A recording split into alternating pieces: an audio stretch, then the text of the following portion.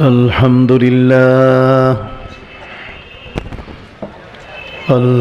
لله نحمده ونستعينه ونستغفره ونؤمن به ونتوكل عليه ونعوذ بالله من شرور أنفسنا ومن سيئات أعمالنا من يهد الله فلا مضل له ومن يضلله فلا هادي له ونشهد أن لا إله إلا الله وحده لا شريك له ونشهد أن سيدنا وحبيبنا وشفيعنا ومولانا محمدا عبده ورسوله صلى الله عليه وعلى آله وأصحابه وبارك وسلم أما بعد فأعوذ بالله من الشيطان الرجيم بسم الله الرحمن الرحيم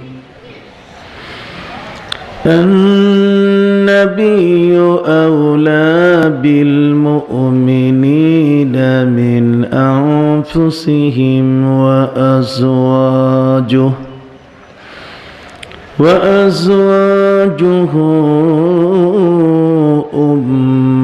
أمهاتهم وقال تعالى في مقام آخر والذين جاهدوا فينا لنهدينهم سبلنا وقال تعالى مخبرا وآمرا إن الله وملائكته يصلون على النبي يا أيها الذين آمنوا صلوا عليه وسلموا تسليما اللهم صل على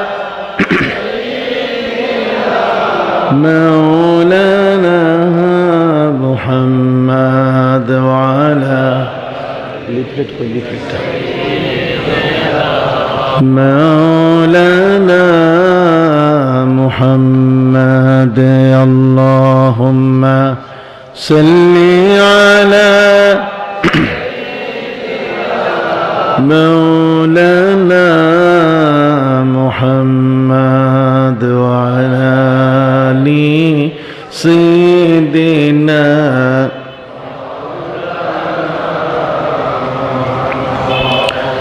हर कुजा दर सीना मुगल करद ज़ख्म इश्क़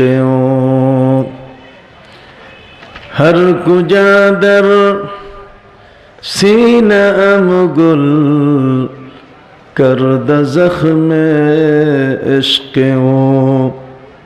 शुद्ध गुलिस्ता आखिर दिल सीनाए बीरान मा बलगल उला बिकमालिही कशफद दुजा बिजमालिही हसनत जमीउ खिसालिही सल्लु अलैहि व आलिही मतलए हुस्न अज़ल चेहरे रुख शान दो दोस्त मतलए हुस्ने अज़ल चेहराए रुखशान दोस्त मशरिक़ नूरे कदम तलअते जानान मा बलगल उला बिकमालिही कशफत तुजा बिजमालिही हसनत जमीउ खिसालिही सल्लु अलैहि व आलिहि। चंदग्राम अनवारुल उलूम फाजिल डिग्री मदरसा प्रांगणे आयोजित आजकेर এই ৫৬তম ওয়াজ মাহফিলের সম্মানিত সভাপতি, অত্র মাদ্রাসার সম্মানিত অধ্যক্ষ মহোদয়,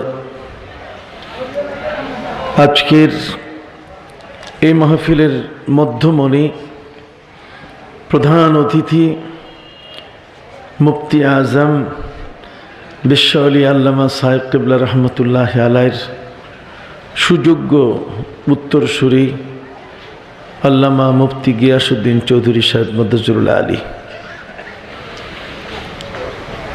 মঞ্চে উপবিষ্ট হযরত উলামা ইকরাম, এলাকার বিশিষ্ট ব্যক্তিবর্গ, গুণীজন, মাদ্রাসার গভর্নিং বডির সম্মানিত চেয়ারম্যান এবং সদস্যবৃন্দ, কষ্ট স্বীকার করে আজকের এই ভর দুপুরে উপস্থিত আমার প্রাণপ্রিয় শ্রদ্ধাভাজন মুরব্বিয়ানে ইজাম, সমবয়সী ভাইরা, যুবক বন্ধুরা, শিক্ষার্থী বন্ধুরা, খুব আদরের এবং স্নেহের ছোট ছোট শিশুরা, পর্দার আড়ালে আমার বোনেরা, আসসালামু আলাইকুম ওয়া রাহমাতুল্লাহি ওয়া বারাকাতুহু।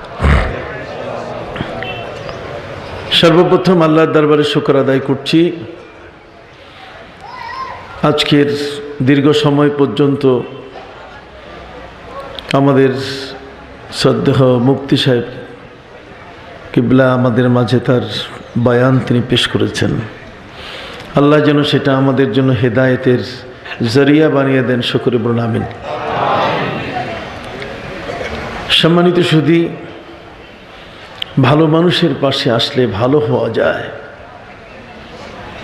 নেককার ব্যক্তির পাশে আসলে নেককার হওয়া যায়। আতর বিক্রেতার ঘরে গেলে আতরের ঘ্রাণ গায়ে লাগে। চোরের সাথে, ডাকাতের সাথে, সন্ত্রাসীর সাথে উঠা বসা হলে মানুষ সন্ত্রাসী হয়, ডাকাত হয়, চোর হয়। অসৎ মানুষের সাথে উঠা বসা হলে চরিত্র নষ্ট হয়, মানুষ মানুষ থাকে না, চরিত্রহীন হয়ে ওঠে। সম্মানিত সুধী, ভালো মানুষের সঙ্গী হওয়ার জন্য আল্লাহ তাআলা আমাদেরকে নির্দেশ দিয়েছেন, ইয়া আইয়ুহাল্লাযীনা আমানুত্তাকুল্লাহা ওয়া কুনু মা'আস সাদিকিন। যারা নেককার, যারা পরহেজগার, যারা সত্যবাদী, যারা মিথ্যাকে কোনোদিন আশ্রয় দেয় না, মিথ্যার সাথে যাদের কোনো আপোষ নাই, অন্যায়, অবিচার, পাপাচার, কামাচারের সাথে যাদের কোনো সম্পর্ক নাই, এমন ভালো মানুষের সঙ্গী হওয়ার জন্য আল্লাহ আমাদেরকে আদেশ দিয়েছে। ভালো মানুষের সঙ্গী হলে ভালো হওয়া যায়, সম্মান বাড়ে, ইজ্জত বাড়ে, মর্যাদা বাড়ে। ভালো মানুষ ভালো হওয়ার কারণে আল্লাহ পাক রব্বুল আলামিন সেই ভালো মানুষটির দিকে তাকিয়ে আমাদেরকে তিনি মাফ করে দেন। খুদায়া বাহকে বনি ফাতিমা কে বরকৌল ইমা কুনম খাতিমা अगर दावतमरद कुनी वर कबूल मानो दस्त दामान आले रसूल। আমাদের কাছে কিছু নেই, আছেন আমাদের পাশে আমাদের রসুল, আছেন পাক পাঞ্জেতান। রসুল বলেছেন সাল্লাল্লাহু আলাইহি সাল্লাম বলেছেন, তারাকতু ফিকুম আমরাইন, লান তাদিল্লু মা ইন তামাসসাকতুম বিহিমা কিতাবাল্লাহি ওয়া ইতরাতি। আমি তোমাদের কাছে দুটো জিনিস রেখে গেলাম, যতক্ষণ ধরে রাখবে তোমরা পথহারা হবে না, তোমরা পথভ্রষ্ট হবে না। এই দুটোর মধ্যে একটি হলো আল্লাহর কোরআন, আরেকটি হলো আমার পাক পাঞ্জেতান হাসান, হুসাইন, আলী, ফাতেমা, আমি রসুল। সম্মানিত সুধী, ভালো মানুষের সঙ্গী হলে ভালো কিছু জানা যায় এবং শেখা যায়। এতে মানুষের মান বাড়ে, এতে মানুষের সম্মান বাড়ে। আল্লামা ইয়াকুব বদরপুরি রহমতুল্লাহ আলাইহির সাথে সাহেব কেবলা রহমতুল্লাহ আলাইহির সম্পর্ক হওয়ার কারণে সাহেব কেবলার মান কমছে না বাড়ছে? সম্মানিত সুধী, ঠিক এমনি করে এই জগতের মধ্যে নবী করিম ইসলামের সাথে যে সকল স্ত্রী, যে সকল নারী বিবাহ বন্ধনে আবদ্ধ হয়েছেন, তাদের মান বাড়ছে না কমছে? তাদের মর্যাদা, মায়ের মর্যাদা অর্জিত হয়েছে। ওয়া আজওয়াজুহু উম্মাহাতুহুম। সোহবতে সালেহ তোরা সালেহ কুনাত, সোহবতে তালেহ তোরা তালেহ কুনাত। সৎসঙ্গে স্বর্গে বাস, অসৎসঙ্গে সর্বনাশ। সম্মানিত সুধী, যে কারণে পবিত্র কোরআন মজিদের 114টি যে সূরা, প্রত্যেকটি সূরার স্বতন্ত্র নাম আছে। এই সূরাগুলোর নাম কোনো ব্যক্তি দেন নাই, আমার নবীজিও এই সূরাগুলোর নাম রাখেন নাই, বরং এই সূরাগুলো হচ্ছে আল্লাহর পক্ষ থেকে দেওয়া নাম। আল্লাহর দেওয়া নামগুলো দিয়েই এই সূরাগুলোকে আমরা ডেকে থাকি। সূরা আল ফাতিহা, সূরা আল বাকারা। ঠিক এই ধরনের সূরা পবিত্র কোরআনে আছে। সূরা ইউসুফ, সূরা ইব্রাহিম।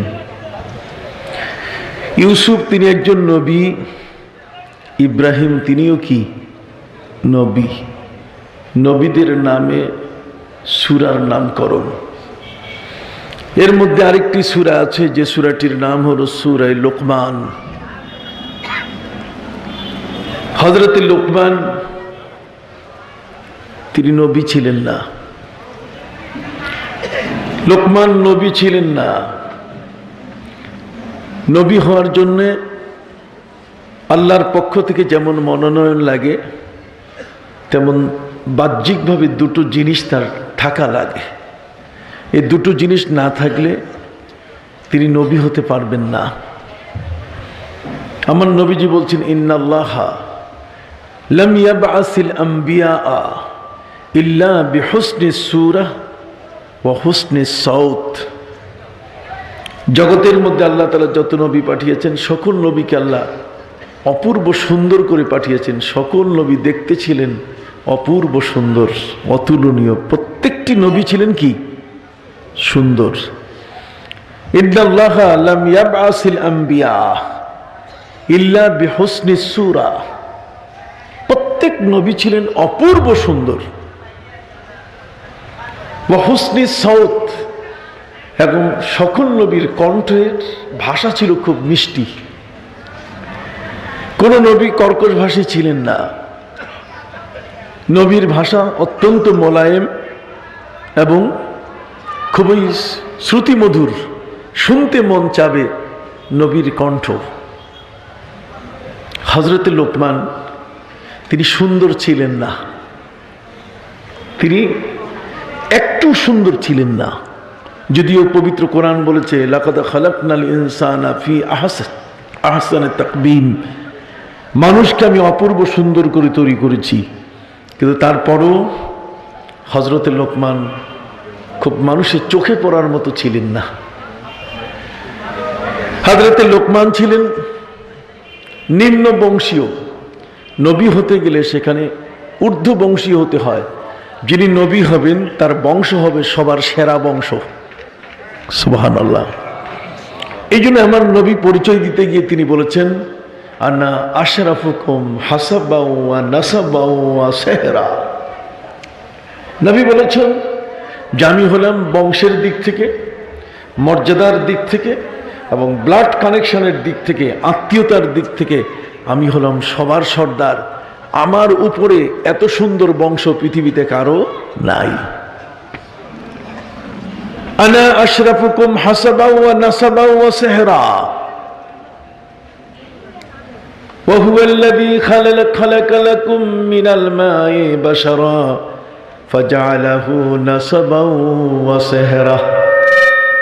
পবিত্র কোরআন মজিদে বলা হয়েছে, নবীজি তার নিজের পরিচয় দিতে গিয়ে বললেন, আনা আশরাফুকুম, আমি বংশের দিক থেকে তোমাদের চেয়ে সর্বোচ্চ মানের একজন ব্যক্তি। আমি হচ্ছি নেহায়েত ভদ্র একজন নবী। কোন সুবহানাল্লাহ। আশরাফ মানে ভদ্র, আশরাফ মানে কি? ভদ্র। এর থেকে এসছে শরীফ, লোকটা বড় শরীফ, মানে লোকটা বিনয়ী ভদ্র। নবী বলছেন আনা আশরাফুকুম ইসমে তাবদীল, আমি হচ্ছি তোমাদের মধ্যে একজন শ্রেষ্ঠ ভদ্র মানুষ। আমার চেয়ে ভদ্র নবী, আমার চেয়ে ভদ্র আর কেউ পৃথিবীতে আসে নাই। মুসা নবীর হাতে তো লাঠি ছিল, ভদ্র ছিলেন, তারপরেও কি লাঠিটা দেখলেই ভয় পেত। কারণ মুসা নবীর একটা ডান্ডার ভিতরে 100টা আন্ডার মজা ছিল। যদি একবার লাগিয়ে দিতে কাউকে, তাহলে 100 ডিমের ভিটামিন চলে যেত তার ভিতরে, জীবনের মতো সোজা হয়ে যেত, আর কোনোদিন বাঁকা চলতো না। কথা বুঝতে পারছেন? যে কারণে আল্লাহ পাক রব্বুল আলামিন যখন হযরত মুসাকে বললেন ইযহাব ইলা ফিরআউনা ইন্নাহু তাগা, তুমি ফিরআউনের কাছে যাও, ফিরআউন সীমা লঙ্ঘন করছে, তখনই হযরত মুসা বলছেন আমার তো জিহ্বায় একটু অসুবিধা, আগুন খাইছি, বিপদ, জিহ্বা পুড়ে গেছে, আমি তোতাইয়া কথা কই, তোতলামি আছে, আমার কথাটা অস্পষ্ট, স্পষ্ট না। অতএব আমার ভাই হারুনকে আপনি আমার সাথে দেন।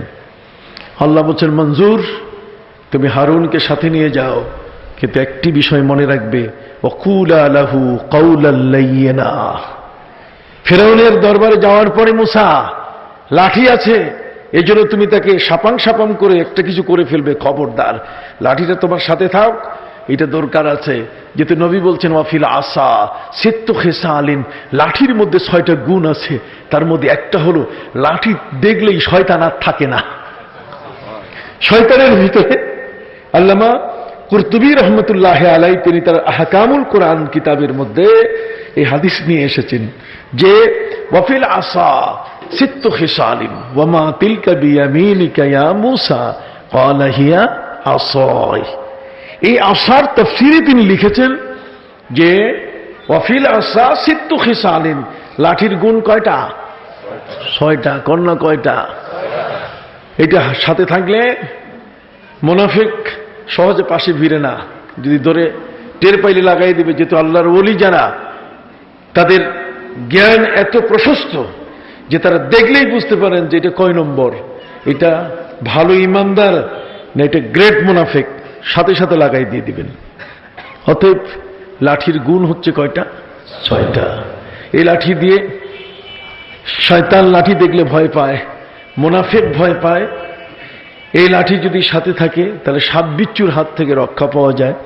লাঠি সাথে থাকলে ইস্তিনজার প্রয়োজন হলে পানি যদি না থাকে মাটি খুঁচাইয়া মাটি বের করে ইস্তিনজার কাজ সারা যায়। এটা যদি সাথে থাকে তাহলে অনেক সময় বোঝা টানার কাজ লাগে। কথা কোন না? এইটা দিয়ে বান্দরকে সোজা করা যায়। কথা কি বুঝতে পেরেছেন? আল্লাহ পাক রব্বুল আলামিন নবী মুসা আলাইহিস সালামকে বলে দিলেন ফিরআউনের কাছে তোমরা দুজনেই যাচ্ছ, হাজারো হলো স্বৈরাচারীও যদি হয় তবুও তো সেটা একটা রাষ্ট্রপ্রধানের দরবার। অতএব সেই দরবার হলে যখন তুমি যাবে মুসা তোমার সাথী নিয়ে, তখন কথা বলবে ভদ্রচিত কথা, ওয়াকুলা লাহু কাওলান লাইয়িনা, মোলায়েম ভাষায় কথাই বলবে, কর্কশ স্বরে কথা কইও না। তোমার হাতে লাঠি আছে এই জন্য তুমি গরম হইয়া কথা বলবে, তা যেন না হয়। সম্মানিত সুধী, জগতের মধ্যে যত নবী এসছেন প্রত্যেক নবী ছিলেন অপূর্ব সুন্দর। বলেন না, সমস্ত নবী ছিলেন কি? সুন্দর। এবং প্রত্যেক নবী ছিলেন কি? বংশীয়। নবী ছিলেন কি বংশীয়। এই জন্য আমার নবী বিশ্বনবী মুহাম্মদুর রাসূলুল্লাহ সাল্লাল্লাহু আলাইহি ওয়াসাল্লাম বলেছেন, খারাজতু মিন নিকাহিন লা মিন সাফাহিন, আমি হচ্ছি বিবাহের বৈধ সন্তান, আমি জারজ সন্তান নই। মিল্লাদুল আদমা ইলা আন ওয়ালাদানি আবি ওয়া উম্মি, আদম থেকে আমার মা বাবা আমাকে জন্ম দেওয়া পর্যন্ত, ওয়ালাম ইউসিবনি মিন সাফাহিল জাহিলিয়াতি শাই, জারজ সন্তান হওয়ার জন্য যা কিছু প্রয়োজন, রক্ত খারাপ হলে যা হয়, নবী বলছেন আমার এই বংশধারার মধ্যে কোনো রক্ত অপবিত্র ছিল না। ওমা জালা নূরুহু ইয়াতাকাল্লাবু বাইনা সাজিদিন ওয়ার রাকিঈন, নবী এসেছিলেন রুকু এবং সিজদাকারীদের মধ্য দিয়ে। কন্যা সুবহানাল্লাহ, সিজদাকারীদের মধ্য দিয়ে নবী কি আসছিলেন। এই জন্যই বলা হয়েছে, লাউ আবসারা শাইতানু তালআত নূরিহি, লাউ আবসারা শাইতানু তালআত নূরিহি আবাদাল জালিল মাআল খালিল ওয়ালা আনাদি। তাহলে ইব্রাহিমের কপালে যদি শয়তান আমার নবীর নূর দেখতে পেত, তাহলে জীবনে কোনোদিন সে বিরোধিতা না করে বরং ইব্রাহিমের সাথে আল্লাহর সেজদায় পড়ে যেত। জোরে কন্যা সুবহানাল্লাহ। সম্মানিত সুধী ভাইরা আমার, কথাগুলো কেন বলছি একটি সূত্র সামনে রেখে। হযরতে লোকমান, এই দুটো গুণ তার মধ্যে ছিল না। তিনি সুন্দর ছিলেন না এবং কোন বংশীয় তিনি ছিলেন না, একটি নিম্ন বংশের ছিলেন তিনি। এত নিম্ন বংশের যে লোকমানকে হিসাব করার মতো নয়। কিন্তু আল্লাহ পাক রব্বুল আলামিন পবিত্র কোরআনে এমন একজন ব্যক্তিকে নবীদের পাশাপাশি কোরআনের নামকরণের ভিতরে, সূরার নামের ভিতরে আল্লাহ তাআলা লোকমানের নামে সূরা নামকরণ করেছেন। কোন সুবহানাল্লাহ। লোকমান এত বড় নিম্ন বংশের অসুন্দর মানুষ হওয়ার পরও তার নাম আল্লাহ তাআলা পবিত্র কোরআনে সূরা ইব্রাহিম, সূরা ইউসুফের মতো সূরা লোকমান এইভাবে নামকরণ করলেন। পেছনে কারণ একটাই, সহবত, ভালো মানুষের সাথে মিশলে নিজের মর্যাদা বেড়ে যায়। কন্যা সুবহানাল্লাহ। ভালোর সাথে মিশলে, সহবতে সালে তোরা সালে কুনাত, ভালো মানুষের সাথে মিশলে তখন আর বংশ দেখা হয় না। ভালো মানুষের সাথে যদি মেশা হয় তখন আর সে সুন্দর না অসুন্দর এটা আর বিবেচনায় থাকে না। কথা কি বুঝতে পেরেছি? সম্মানিত সুধী ভাইরা আমার, হযরতে লোকমান একজন নিম্ন বংশে অসুন্দর হওয়ার পরও কি এমন একটা ভালো কাজ করেছেন, কার সাথে ভালো কাজ করেছেন যে কারণে আল্লাহ তাআলা পবিত্র কোরআনে তার নাম কোট করে তার নামে সূরা নামকরণ করলেন। পেছনে কারণ হচ্ছে হযরতে লোকমান নিজেই বলেছেন, ইন্নী খাদ্দামতু আরবাআতা আলাফিম মিনাল আম্বিয়া, আমি আমার জীবনে 4000 নবীর খেদমত করছি। সুবহানাল্লাহ। আসতে বললেন কেন? এখন তো হুজুরদের পাশে হাঁটলেই কয়টা জঙ্গি, না হলে মৌলবাদী, কতক্ষণ না হলে একটা না একটা, নাহলে বিন লাদেনের গোষ্ঠী, একটা না একটা কিছু বলে তিরস্কার করা হয়। এই জমিনের মধ্যে আল্লাহর দেওয়া সার্টিফিকেট, ইন্নামা ইয়াখশাল্লাহ মিন ইবাদিহিল উলামা, এই জমিনের মধ্যে যদি সবচেয়ে কোনো ভালো মানুষ থাকে তাহলে আলেম সম্প্রদায়। কারা? জোরে বলেন কারা? আলেম সম্প্রদায় সবচেয়ে ভালো মানুষ। আর ওই আলেম সম্প্রদায়ের ভালো মানুষগুলোকে তৈরি করার জন্যই চাঁদগ্রাম আনোয়ারুল উলুম এই মাদ্রাসা, এই ভালো মানুষগুলো এখানে তৈরি হয়। ভালো মানুষ জন্মের তৈরির ফ্যাক্টরি হলো এই মাদ্রাসা। জোরে করেন সুবহানাল্লাহ। এই ফ্যাক্টরি হচ্ছে এখানে, মার্কাজ হচ্ছে এটা। আর এই মার্কাজগুলো নিয়ন্ত্রণ হয় মূল একটি জায়গা থেকে, একটি কেন্দ্র থেকে, আর সেই কেন্দ্র হচ্ছে ফুলতলি। সুবহানাল্লাহ। ওইখান থেকে রিমোট কন্ট্রোলার, ওইখান থেকে এগুলোকে কন্ট্রোল করা হয়। যেখানে কারা চাকরি করছেন, যারা শিক্ষক, তাদের দৃষ্টিভঙ্গি কেমন, মাথার মগজটা ঠিক আছে কিনা, বেতের 3 রাকাত না 1 রাকাত, তারাবির নামাজ 20 রাকাত না 8 রাকাত, কবর জিয়ারত আছে কিনা, আমিন জোরে বলবো না আস্তে? সূরা ফাতিহা পড়া লাগবে কিনা? ইমাম আবু হানিফা ইমাম কিনা? না ইমাম আবু হানিফা বাদ দিয়া চলো যেমন তেমন যা ইচ্ছা তাই করি, মন চলেছে সুরেশ্বর, কিসের বাড়ি কিসের ঘর? কতক্ষণ মন চলেছে সুরেশ্বর, কিসের বাড়ি কিসের ঘর? তখন আর কোন নিয়ম শৃঙ্খলা কিছুই মানে না। কথা কি বুঝতে পেরেছে? মনে রাখবেন ভাইরা আমার, হযরত লোকমান তিনি বলছেন ওয়া ইন্নী খাদ্দামতু আরবাতা আলাফিন মিনাল আম্বিয়া, আমার জীবনে আমি 4000 নবীর খেদমত করেছি। আল্লাহু আকবার। আমার নবীর খেদমত করে আবু বকর সিদ্দিক আফজালুন নাস বাদাল আম্বিয়া হয়ে গেছেন। নবীদের পরে যদি পৃথিবীতে কোনো ভালো মানুষ থাকে তাহলে সেই ভালো মানুষটির নাম আবু বকর। সুবহানাল্লাহ কর না কেন? আফজালুন নাস বাদাল আম্বিয়া আবু বকর, যে আবু বকরের নামে আল্লাহ কোরআনের আয়াত নাজিল করলেন, ওয়াসানি আসনাইনি ইদহুমা ফিল গার ইদ ইয়াকুলু লিসাহিবিহি লা তাহজান ইন্নাল্লাহা মা'ানা। ভালো যদি হওয়া যায় তাহলে ভালোর সাথে মিশলে আমারও একটা অংশ তার ভিতরে থাকে। শুনিদাম কেদার রোজা উমিদবিম, আল্লামা শেখ সাদি বলছেন, শুনিদাম কেদার উমিদবিম বদারা ববখশদ বনে কা করিম, বদারা ববখশদ বনে কা করিম। আমি শুনেছি কিয়ামতের দিনে, শুনিদাম কেদার রোজ উম্মিদ বিম, উম্মিদ মানে আশা আর বিম মানে 12টা।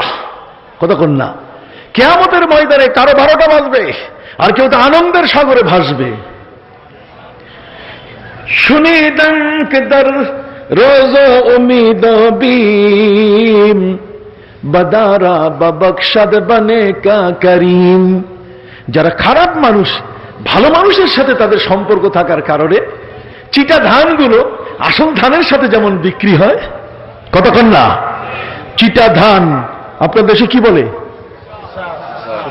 হ্যাঁ, সুসা। সুসা, এই সুসা ধান মানে যেটার মধ্যে চাল নাই দুধ নাই, কি বলেন ঠিক না? এই সুসা ধানগুলো ভালো ধানের সাথে বিক্রি হয় কিনা? আপনি কথা কইতেছেন না, বেগার হইছেন না? বেগার হবেন কেন? এই তো বসলাম মাত্র। সম্মানিত সুধী ভাইরা আমার, কিয়ামতের ময়দানে ভালো লোকগুলোর সঙ্গী হওয়ার কারণে আল্লাহ তাআলা ওই ভালো মানুষটি জান্নাতে গেলে তার কেতলি সহ জান্নাতে চলে যাবে। হাতে যে কেতলিটা, এই কেতলি মানে তার যে মুরিদ, এটাকেও বাদ দেওয়া হবে না। যা তুমি একজন আলেমের খেদমত করেছো, একজন আল্লাহর ওলির খেদমত করেছো, একটা ভালো মাদ্রাসার তুমি খেদমত করেছো, যাও এক টানে জান্নাত। জোয়ার ভাটার টান আছে না? কতক্ষণ না এক টানে কোথায় জান্নাত চলে যাবে। সম্মানিত সুধী ভাইরা আমার,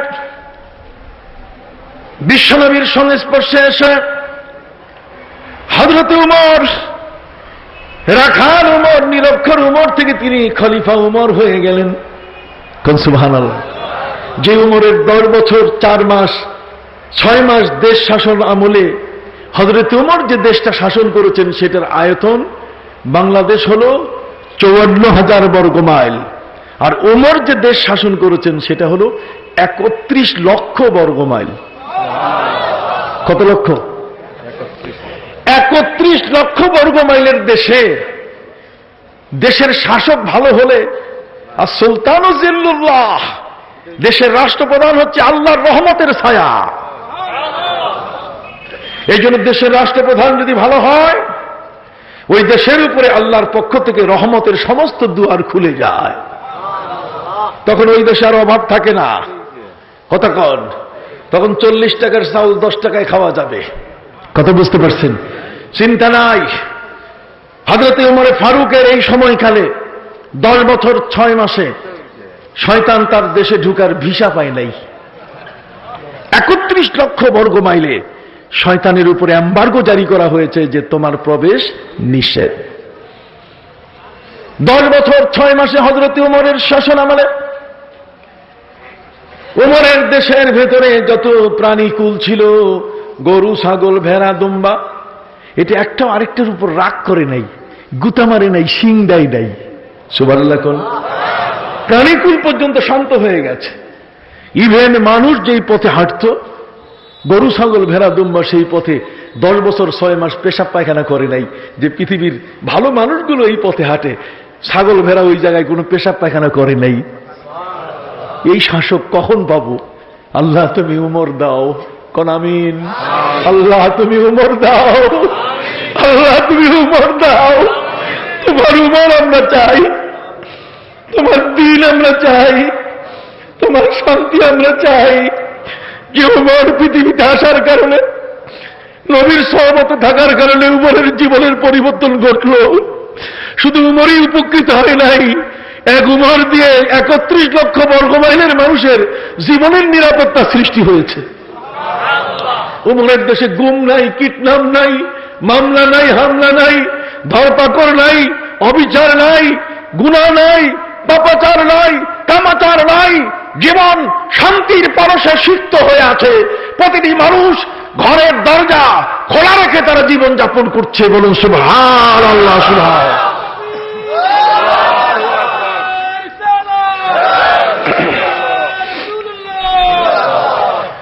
সম্মানিত সুধী ভাইরা আমার,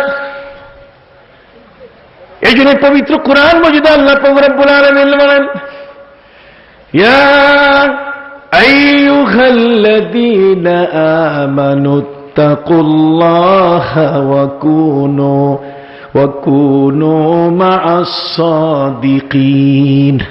আমি ভালো মানুষ হতে পারি নাই, কিন্তু আমি ভালো মানুষের দরবারে যাই, যাতে করে ওই ভালো হাওয়াটা যেন আমার গায়ে লাগে, আমি যেন ভালোর থেকে ওই যে সন্ধানে আমি গেছি সেটা যেন আমি খুঁজে পাই।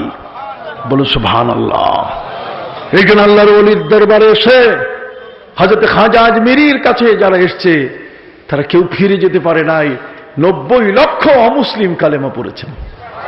তিনি একজনকেও বলেন নাই যে তুমি কালেমা পড়ো, একজনকেও। খাজা সাহেব, খাজা মঈনুদ্দিন চিশতি আজমেরি একবার বলে নাই তুমি কালেমা পড়ো, কিন্তু যে এসে গেছে তারই মন তৈরি হয়েছে কালেমা পড়ার।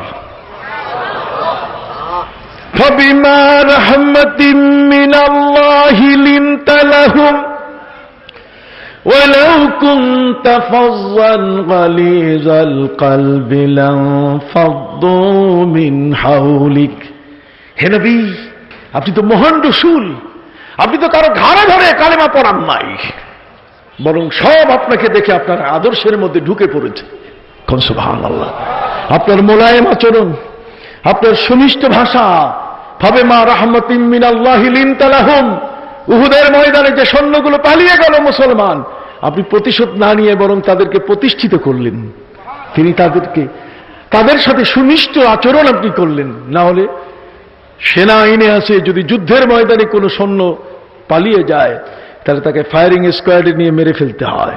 কিন্তু নবী না, সাহাবা ইকরামের সাথে এই আচরণ করেন নাই, বরং মিষ্টি ভাষায় তিনি তাদেরকে বরণ করে নিয়েছেন। কোন নবী কর্কশ ভাষী ছিলেন না। সুবহানাল্লাহ কোন দেখেন। যত নবী, সকল নবী কি মিষ্টি ভাষী ছিলেন, মিঠা কথার মালিক ছিলেন। কোন নবী কখনো কারো সাথে কোনো খারাপ আচরণ করেন নাই। কথা খেয়াল করেছেন?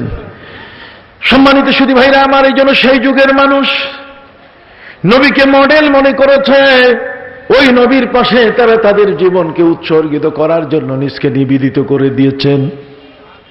হযরত লোকমান বলেন, ইন্নী খাদ্দামতু আরবাতা আলাফিম মিনাল আম্বিয়া, আমি এই পৃথিবীর মধ্যে 4000 নবীর খেদমত করছি। কি ভালো কাম করছে না খারাপ কাম? একটু জোরে কোন না কেন?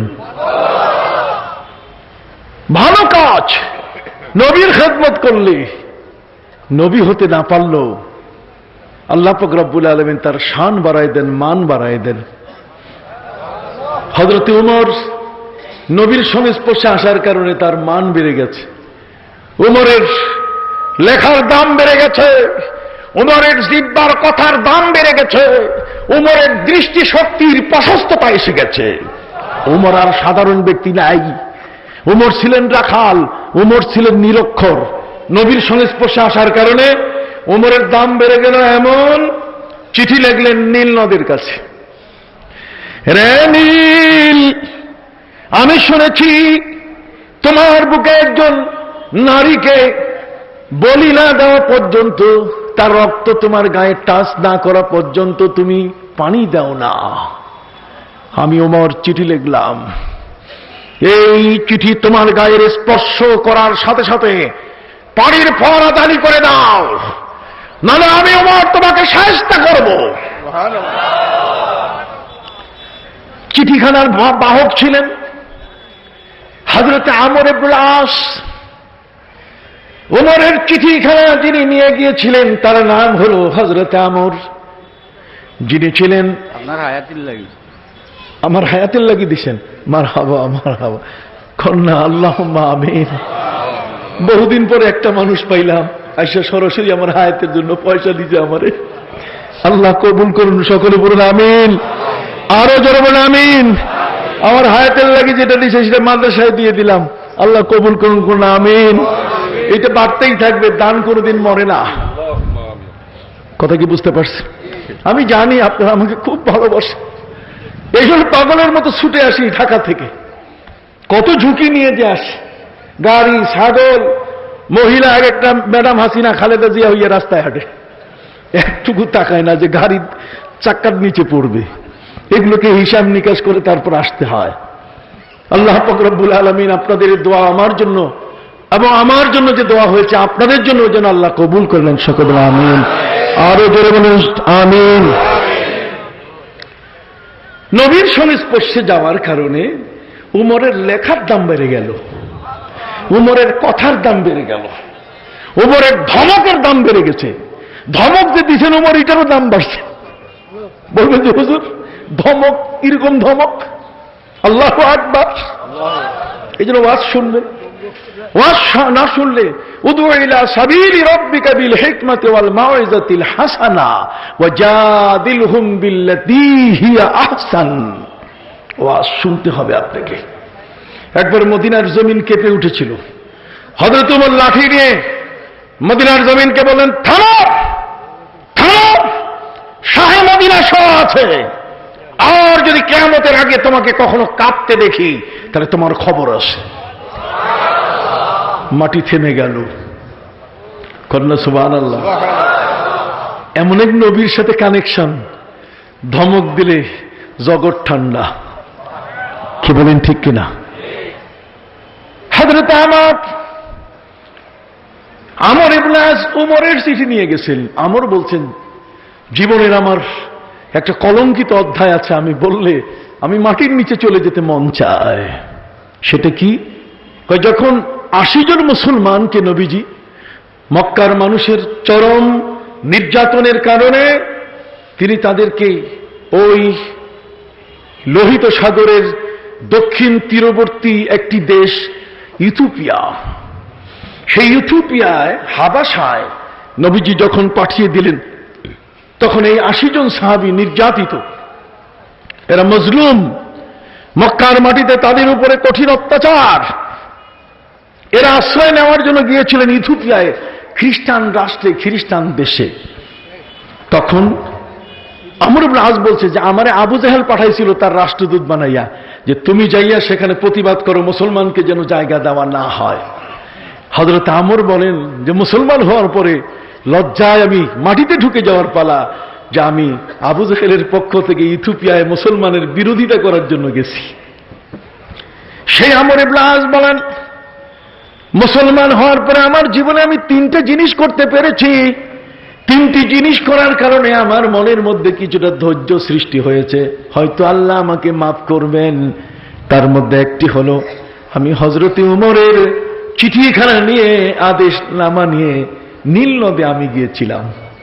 কোন সুবহানাল্লাহ।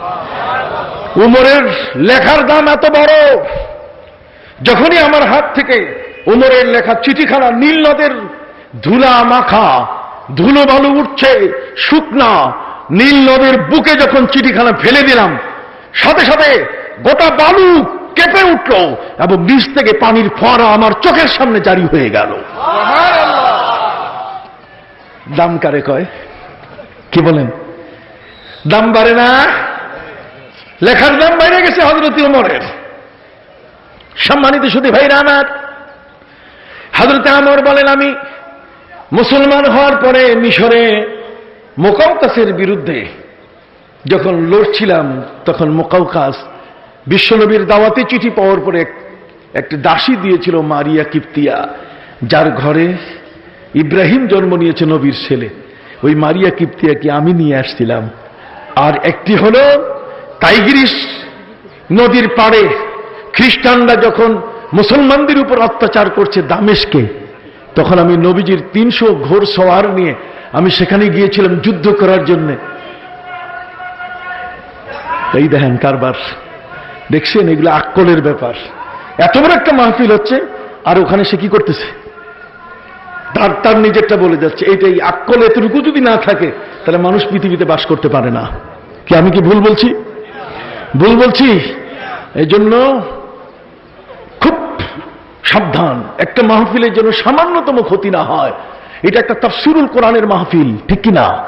সামান্যতম যদি বেয়াদবি হয়, তাহলে আমলনামা থেকে কিন্তু সব কাটা যাবে সাথে সাথে। হযরত আমর ইবনে আস রাদিয়াল্লাহু তাআলা তিনি বলেন, টাইগ্রিসের সামনে গিয়ে দেখলাম পারাপার সব বন্ধ, খ্রিস্টানরা সব নদী, মাল্লা, মাঝি সবকিছু বন্ধ করে দিয়েছে, কোনো নদী বঠে নাই। তখন হযরত আমর ইবনে আস বলছেন, আমি আমার সাথীদের প্রশ্নের সম্মুখীন হলাম। সাথীরা আমাকে বললেন, আমর, এখন কি নদী পার হব?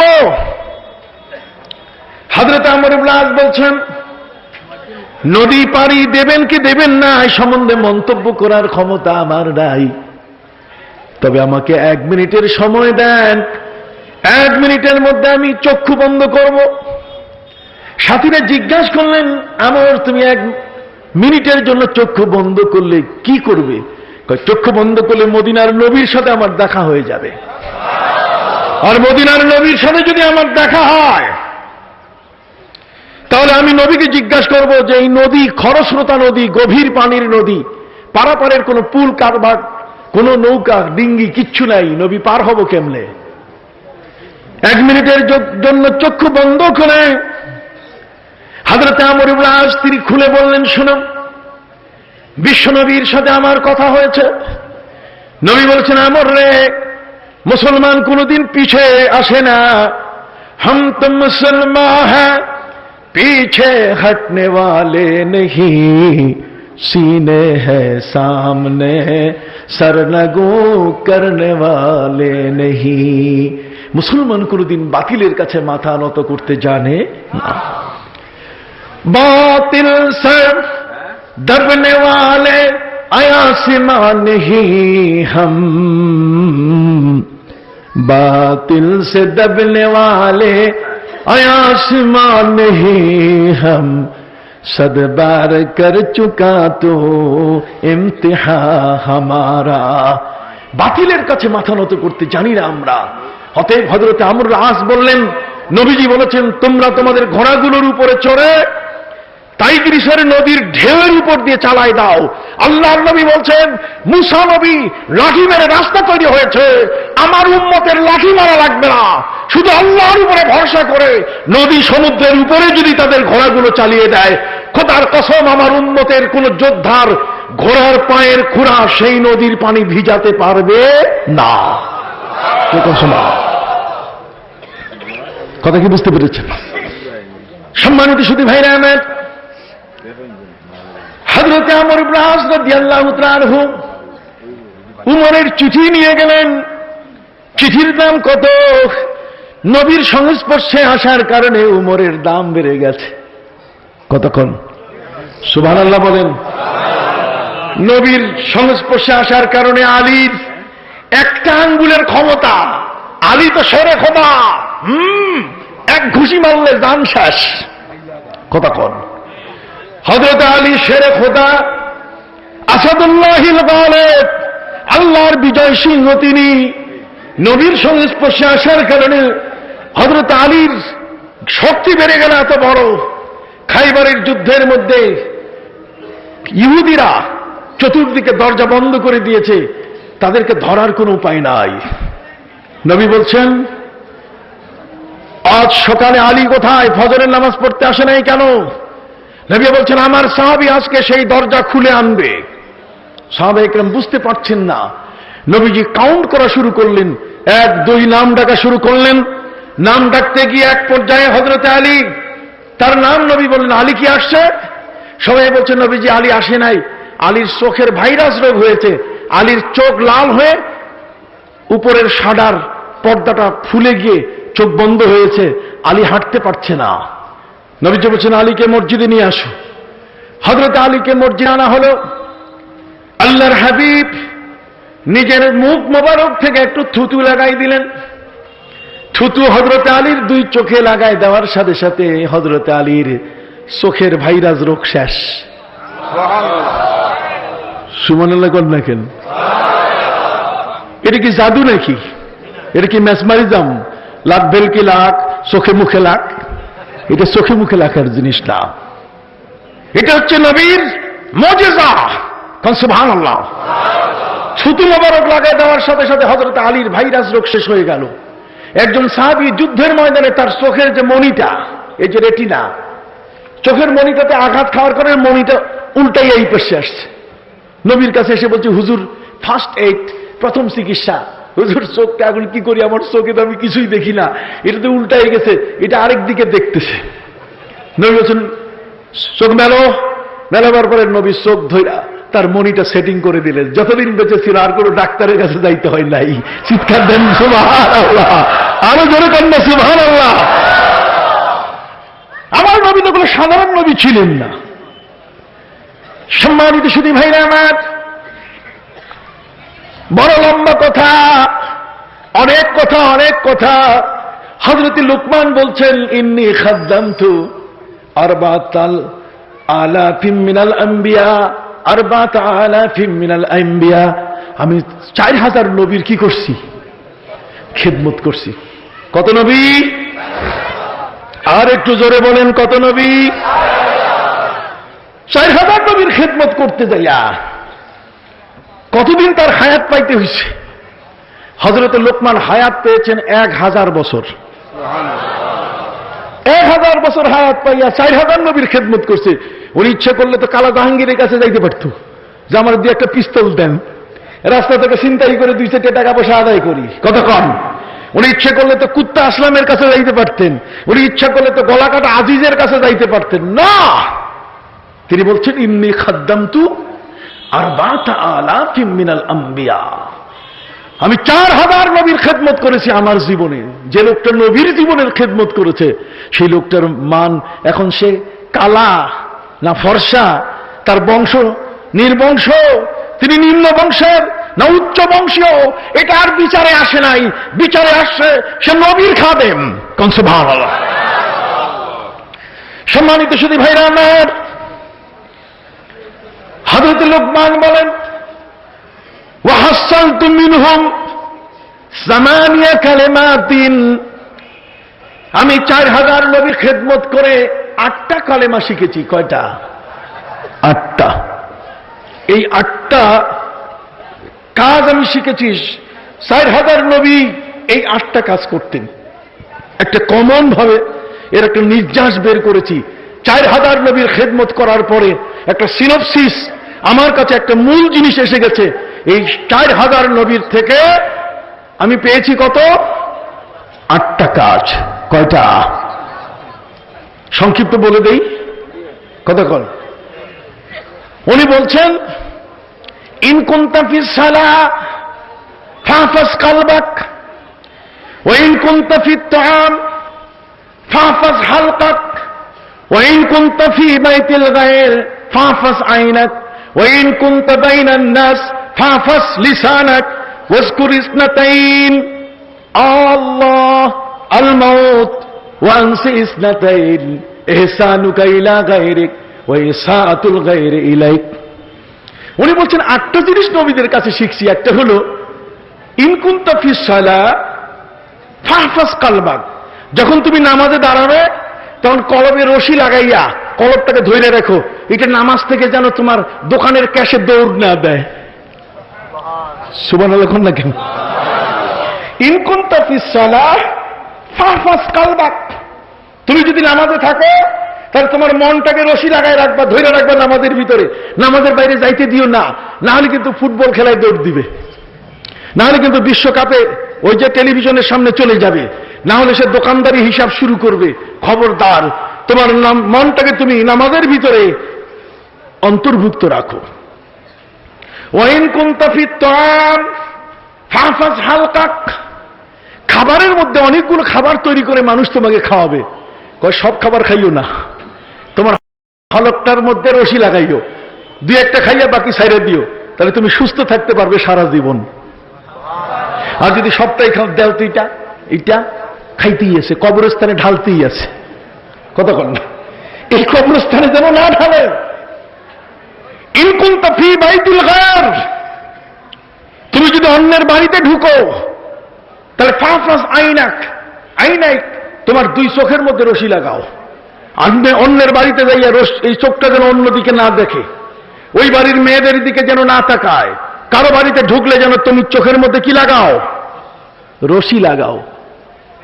ফাহফাজ আইনাক ওয়াইন কুনতা বাইনান নাস, কোন মানুষ কথা বলছে, অনেকগুলো মানুষ, সেখানে তুমি একজন, ওই সময় তুমি তোমার জিহ্বাটাকে রশি লাগাও, ওরা যা কইতেছে তুমি তা কইও না, কতক্ষণ না, ওরা তো কইতেছে তোমার ভাই আমার ভাই, কতক্ষণ না, অমুক মার্কায় ভোট চাই, তুমি কইও না, তুমি জিহ্বার মধ্যে কি লাগাও, রশি লাগাও। তুমি কার পক্ষে সাপোর্ট দিচ্ছ, সে সততা আছে কিনা, না দুম্বা চুরি করে খাবে, কতক্ষণ না, না কম্বল চুরি করবে, না মানুষের ভেতরে সে অন্যায় পাপের কাজ ছড়িয়ে দিবে, তুমি তার সম্পর্কে জানো না, আকস্মিকভাবে তুমি মন্তব্য করো না, সবাই মন্তব্য করছে তুমি মন্তব্য করো না, খবরদার, তোমার জিহ্বার মধ্যে রশি লাগাও। ওয়াজকুর ইসনাতাইন, 2টা জিনিস কোনো সময় ভুলবে না। কয়টা? 4টা গেল আর 2টা জিনিস কোনো সময় ভুলবে না। একটি হলো আল্লাহ, আল্লাহ যেন, তুমি প্লেনে উঠো তাও আল্লাহ, তুমি ঘরে থাকো তাও কি, রাস্তায় চলো তাও কি, সিএনজিতে, কথা বল না, সিএনজিতে, বাসে, ট্রেনে, সব জায়গায় আল্লাহ, আল্লাহকে কোনো সময় তুমি ভুলবে না। ওয়াজকুর ইসনাতাইন, 2টা জিনিস, আল্লাহ আল মাউত, মৃত্যুটাকে কোনো সময় ভুলবে না, প্রতিটি মুহূর্তে মৃত্যুটা তুমি তোমার পাশে হিসাব রাখবে। ওয়ানসে ইসনাতাইন, আর 2টা জিনিস ভুলে যাবে, 2টা জিনিস কোনো সময় মনে রাখবে না। এই 2টি জিনিসের মধ্যে একটি হলো ইহসানুকা ইলা গায়রিক, তুমি কারণ মেয়েকে বিয়ে দিয়েছো, কাউকে 5,000 টাকা সাহায্য করছো, কাউকে তুমি ডাক্তারখানায় নিয়ে গেছো, কাউকে যদি তুমি উপকার করো তাহলে উপকারটা কোনো সময় মনে রাখবে না, এটা ভুলে যেও, কার উপকার তুমি করেছো এটা যেন তোমার মনে না থাকে। কন্যা সুবহানাল্লাহ। আর আমরা তো বেটা তোমার মেয়েটার বিয়ে দিলাম, আর আমার ছেলেটা বিপদে পড়ছে, তুমি আসলা না, দেখবো তোমারে, আর কোনো দান তোমাকে দিব না, কি আছে কিনা, স্বার্থ অর্জন করে। হযরতে লোকমান বলেন 2টো জিনিস ভুলে যেতে হবে, তার মধ্যে একটি হলো তুমি যদি কারো উপকার করে থাকো তাহলে এটা ভুলে যাবে, এটা কোনো সময় মনে আনবে না, খোঁটা মারবে না কোনো সময়। এবং ওয়া ইসাআতুল গায়রি ইলাইক, আর কেউ যদি তোমার উপরে কোনো খারাপ অত্যাচার করে, কেউ যদি তোমাকে গালি দেয়, এটাও ভুলে যাইও, এটাও মনে রেখো না। কন্যা সুবহানাল্লাহ। কেউ যদি তোমাকে গালিও দেয়, তোমার যদি ক্ষতিও করে, তাহলে ওই লোকটার ক্ষতি এবং গালিটাকে মনে রেখো না, যাতে করে তার সাথে তোমার সৌহার্দ্য সম্প্রীতি ঠিক থাকে। হযরত লোকমান তার জীবনে নবীদের খেদমত করে, নবীদের নামাজ, নবীদের অবস্থানগত দিক সূরা লোকমানের মধ্যে এসছে, একের পর এক তিনি তার ছেলেকে, ওই ভূমিতে তিনি রাখাল ছিলেন, রাখাল অবস্থায় গরু চড়াতে গিয়ে তিনি এই একই শিক্ষা দিচ্ছিলেন, যে কারণে আল্লাহ তাআলা তার উপরে এত খুশি হয়েছেন যেই খুশির কারণে আল্লাহ তাআলা তার নাম দিয়ে একটা সূরা নাযিল করেছেন, সূরা লোকমান। জোরে কন্যা সুবহানাল্লাহ। আমরা আমাদের জীবনে এই সোহবত আল্লাহ আমাদেরকে দিয়েছেন এই বিশ্বজগতের একজন সেরা ওলি আল্লামা সাহেব কেবলা ফুলতলি রহমতুল্লাহ আলাইহির মাধ্যমে। কি বলেন, ঠিক কিনা? তিনি আমাদের কাছে এসেছেন, তখন তাকে মূল্যায়ন করার সুযোগ পাই নাই। কথা কন না? আজকে মুফতি সাহেব এসেছেন, তাকে কতটুকু আপনি মূল্যায়ন করেছেন? আমি কতটুকু মূল্যায়ন করেছি? সাহেব কেবলা যখন ছিলেন তখন এত মূল্যায়ন করার সুযোগ থাকলেও অনেকটা পিছায় ছিলাম। কি বলেন, ঠিক না? কিন্তু তার দায়িত্বে তিনি ত্রুটি করেন নাই। তিনি কিন্তু গ্রাম মহল্লা, পাড়া মহল্লায় যে যেখানে আছে তাদের সবার কাছে গিয়ে আল্লাহর দ্বীন প্রচার করেছেন।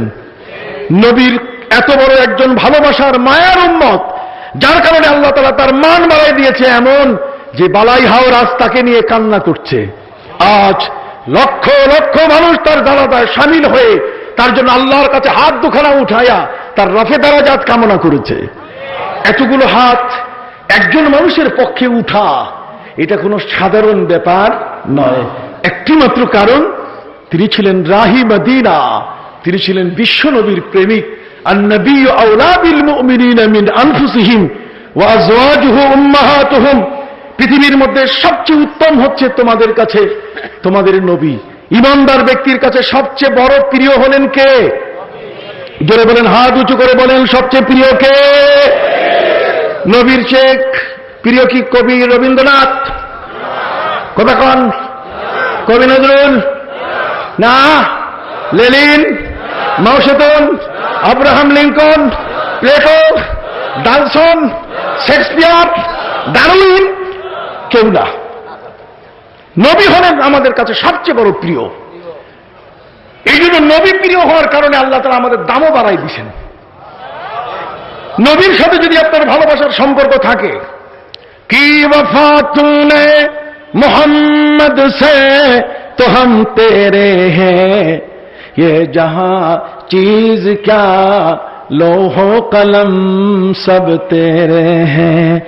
মুহাম্মদুর রাসূলুল্লাহর সাথে যদি তুমি ভালোবাসার কানেকশন জড়িয়ে দাও, তাহলে এই পৃথিবী তো সাধারণ জিনিস, লৌহ কলম পর্যন্ত তোমার গোলামি শুরু করবে। যেহেতু তুমি নবীর উম্মত, যে কারণে হযরতে মাওলা, হযরতে সফিনা, তিনি ছিলেন রাসূলের গোলাম। তিনি বলেন, আমি ছিলাম সমুদ্রের মাঝখানে, নদী পাড়ি দিতেছিলাম। নদী পাড়ি দেওয়া অবস্থায় হঠাৎ করে ঝড়ো হাওয়া চলে আসলো, নৌকাটা উল্টায় গিয়ে আমরা সবাই অ্যাক্সিডেন্ট করলাম, সমুদ্রের মধ্যে হাবুডুবু খাওয়া শুরু করলাম, নৌকাটা ভেঙে গেল। ফাকাসসারাতিস সাফিনা, ভেঙে গেল নৌকা। কোন মতেই একটা ছোট্ট তক্তা বগলে নিয়ে আমি সাঁতার কাটা শুরু করলাম। সাঁতার কাটতে কাটতে কিনারায় গেলাম। এমন একটা কিনারায় গেলাম যেখানে উঠলাম, অনেকগুলো বাঘ সেখানে দাঁড়িয়ে আছে। আমি তাদেরকে বললাম, ইয়া আবুল হারিস, রে বাঘের বাচ্চারা, নাহনু মাওলা রাসূলিল্লাহ, আমি বিশ্বনবীর একজন প্রেমিক, ওদের আমারে খাইও না। আমারে কি খাইও না? বাঘটা আমারে তার মানে তোমারে আমি খাবো না। সুবহানাল্লাহ, তুমি নবীর পরিচয় দিছো। ফাইউহামিহু, ইউহামিহু মানে বাঘে ডাকা শুরু করলো করে। সামনে ছিল বাঘ, ওয়াফিহে হাইয়াতুন, কতগুলো সাপ ছিল। সাপের সামনে বলছে, নাহনু মিন আসহাবে রাসূলিল্লাহ। নবীর পরিচয় দিলে আফ্রিকার জঙ্গলের সেই বাঘ পর্যন্ত জঙ্গল ছেড়ে দিয়ে চলে যায়। কথা কি বুঝতে পারছেন? তাহলে কি আমরা দামি উম্মত না? দামি উম্মত নামাজ পড়ে না, সংস্পর্শে থাকার কারণে নারীরা তারা মায়ের মর্যাদা পেয়েছে। আমরা হয়েছি শ্রেষ্ঠ উম্মত। কাজী নবীর সাথে সাহেব কেবলা রহমতুল্লাহ আলাইহির মাধ্যমে আমাদের ভালোবাসা জাগরুক হওয়া প্রয়োজন কিনা? হাত উঁচু করেন, রাজি আছেন? তাহলে সেই প্রেম মাথায় রেখে হাত নামান। এই যে একটা মাদ্রাসা, আজ কত চমৎকার। গত বছর ওয়াজ করতে আসলাম, দেখি ওই বিল্ডিং নাই। কথা বলেন, এবার বিল্ডিং আলহামদুলিল্লাহ।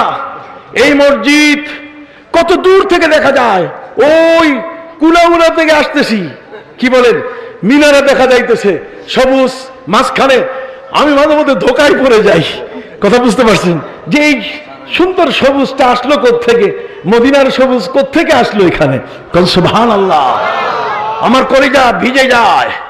আজ এই মাদ্রাসা আপনাদের এখানে আল্লাহওয়ালা তৈরি হয়, নবী প্রেমিক তৈরি হয়, দামি মানুষ তৈরি হয়, আখিরাতের শ্রেষ্ঠ মানুষগুলো, দুনিয়ার সবচেয়ে সভ্য মানুষগুলো এখানে তৈরি হয়। কি বলেন ঠিক কিনা? এই মাদ্রাসার জন্য আপনারা কিছু করতে রাজি আছেন তো? আমার ভাই, আপনি একটু দয়া করে জনাব নজিবুল ইসলাম পরিবার বাবা মার মাগফিরাতের জন্য 10,000 টাকা। আমার হাবা মেহরবানি করে আপনারা বিশৃঙ্খলার সৃষ্টি করুন না, জায়গায় জায়গায় আপনারা বকু আপনারা ওই সময় দেওয়া আর মহিলা আছেন আসরের নামাজের বাদে এই মহিলার জানাজার নামাজ অনুষ্ঠিত হইব। আর সম্ভবত সকলে হইব জি সব আপনারা সবে সবে জায়গা কই পোয়া তারপর আপনারা হাতে হাতে ইনশাআল্লাহ আমরা কর্মী ভাইদের আপনি দোয়া করবেন। আমরা প্রায় আগাইলিছি জি। কে ভাই আশারায় মুবাশশারাত দুনিয়ায় বসে 10 জন আল্লাহর জান্নাতের গ্রিন কার্ড পেয়ে গেছে। আপনি যদি ওদের নামে দেন, আল্লাহ তাআলা ওদের নামের তালিকায় আপনাদের নাম দিয়ে দিবেন পুরা, যে তুমিও সঙ্গী হও জান্নাতীদের সাথে, তুমিও জান্নাতে যাও। একটু 6 জন ব্যক্তি দরকার, 10,000 টাকা করে। কে আছেন? জীবনের তো বহু কিছু আছে, একটু বিকাশ করেন না, একটু বিকাশ করে দেন, আগাম পাঠায় দেন। আশারায় মুবাশশারা হচ্ছে যারা এই দুনিয়াতে বেহেশতের সার্টিফিকেট পেয়েছিলেন। আমাদের সম্মানিত অতিথি, উনি আমাদের জন্য মুসাফির। আপনারা যারা আজকের এই মাহফিলে এই মাদ্রাসায় যিনি দান প্রদান করবেন, তিনি আপনাদের জন্য দোয়া করবেন। আর মুসাফিরের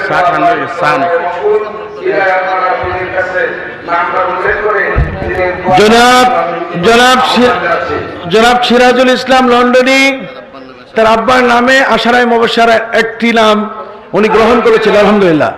আশারায় মুবাশশারা 5 নম্বর সদস্য লন্ডন প্রবাসী সিরাজুল ইসলাম সাহেব আশারায় মুবাশশারা 5 নম্বর সদস্য হওয়ার গৌরব অর্জন করেছেন। সবাই মিলে বলুন আলহামদুলিল্লাহ। নারে তাকবীর, নারে রিসালাত, সিরাজুল ইসলাম লন্ডনী সাহেব, সিরাজুল ইসলাম লন্ডনী সাহেব। সম্মানিত সুধীবৃন্দ, এখন আপনাদের সম্মুখে 6 নম্বর সদস্যের জন্য আমরা আহ্বান জানাচ্ছি। 6 নম্বর একটা সদস্য আপনারা হাত তুলে মার ফায়ার অপারেশনের 500 টাকা আমাদের সাথে দিবা দোয়া চাইছেন, বিশেষ দোয়া করবেন। আমি 6 নম্বর সদস্যের জন্য আপনাদের কাছে দোয়া আহ্বান জানাচ্ছি। ওয়া ইল্লাম তাগফির লানা ওয়া তারহামনা লানাকুনান্না মিনাল খাসিরিন। রব্বুল আলামিন, চন্দ্রগ্রাম আনোয়ারুল উলুম ফাজিল ডিগ্রি মাদ্রাসার আজকের 56তম ওয়াজ মাহফিলটিকে আল্লাহ আপনি কবুল করে নেন। আমিন। রব্বুল আলামিন, যারা দান করেছেন, দান করে শরীক হয়েছেন, স্বীকৃতি দিয়েছেন, নগদ দান করেছেন, আল্লাহ সকলের দানগুলো উহুদ পাহাড় সমান আপনি কবুল করে নেন। আমিন। তামামের হাদিয়াগুলো সোনার মদিনায় নবীজি রওজা মুবারকায় বকশিশ করে দেন। আম্বিয়া মুরসালিন, সাহাবায়ে কিরাম, শুহাদায়ে জাম, তাবিঈন, তাবে তাবিঈন, মুমিনিন মুমিনাতের রূহের হাদিয়া বকশিশ করে দেন। পীর মাশায়েখ ওলিয়া উলিয়া গাউস কুতুব আব্দাল আওতাদ খিয়ার, খাস করে সুলতানে সিলেট হযরত শাহজালাল ইয়ামানি, তার 360 জন সঙ্গী, আল্লাহ তাদের রূহের হাদিয়া বকশিশ করে দেন। আমিন। আল্লামা ইয়াকুব বদরপুর রাহমাতুল্লাহি আলাইহি, বিশ্ব ওলি আল্লামা সাহেব কিবলা রাহমাতুল্লাহি আলাইহির রূহ মুবারকের হাদিয়া বকশিশ করে দেন। আল্লাহ সাহেব কিবলার মাকামকে আলা ইল্লিনে দান করুন। রব্বুল আলামিন তার রুহানি তাওয়াজ্জু নসিব করে দেন। আল্লাহ সরসিনা ফুরফুরা জনপুরি সিলসিলার যত হক্কানি পীর মাশায়েখ কবরে আল্লাহ তাদের রূহের হাদিয়া বকশিশ করে দেন। আল্লাহ এই মাদ্রাসাটিকে কবুল করে নেন, মাদ্রাসার দান অনুদানগুলো কবুল মঞ্জুর করে নেন। আজকের মাহফিলে দেশে বিদেশে যারা যেভাবে স্বীকৃতি দিয়েছেন আল্লাহ কবুল করে নেন। আমেরিকা, লন্ডন, ইউরোপ সহ আরব আমিরাত, দক্ষিণ আফ্রিকা সহ তাম পৃথিবীতে এলাকার যত প্রবাসী রয়েছেন আল্লাহ তাদের সবাইকে সুস্থ রাখুন, ভালো রাখুন। আল্লাহ তাদের আয়ু উপার্জন বাড়িয়ে দেন। আল্লাহ রোগ শোক ব্যারাম পীড়া থেকে সবাইকে আল্লাহ শিফা দান করুন। রব্বুল আলামিন সকলের নেক নিয়তগুলো পূরণ করে নেন। জানি না কার মা, কার বাবা, কার ভাই, কার বোন আপনজন কবরে। রব্বিরহামহুমা কামা রাব্বায়ানি সাগীরা। আল্লাহ মা বাবার জীবনের গুনাহগুলো মাফ করে দেন, মা বাবাকে বিনা হিসেবে জান্নাতুল ফিরদাউস নসিব করে দেন। রব্বুল আলামিন সবার ঘরে জান্নাতের শান্তি দান করুন। আল্লাহ যারা পরীক্ষা দিচ্ছে ছেলে মেয়ে, তাদেরকে ভালো রেজাল্ট করার তৌফিক দান করুন। আল্লাহ শিক্ষার্থীদের মেধা বাড়িয়ে দেন। এই মাদ্রাসার গভর্নিং বডি এর উন্নয়ন কর্মকাণ্ডে যা কিছু আছে আল্লাহ আপনি দয়া করে কবুল ও মঞ্জুর করে নেন। গায়বী খাজানা থেকে এর অভাবগুলো মোচনের ব্যবস্থা করে দেন। আল্লাহ আমাদের দেশটির উপর রহম নাজিল করুন। সুবহানা রাব্বিকা রাব্বিল ইজ্জাতি আম্মা ইয়াসিফুন ওয়া সালামুন আলাল মুরসালিন ওয়ালহামদুলিল্লাহি রাব্বিল আলামিন বিহুরমাতি লা ইলাহা ইল্লাল্লাহু মুহাম্মাদুর রাসূলুল্লাহ। আসসালামু আলাইকুম ওয়া রাহমাতুল্লাহি ওয়া বারাকাতুহু।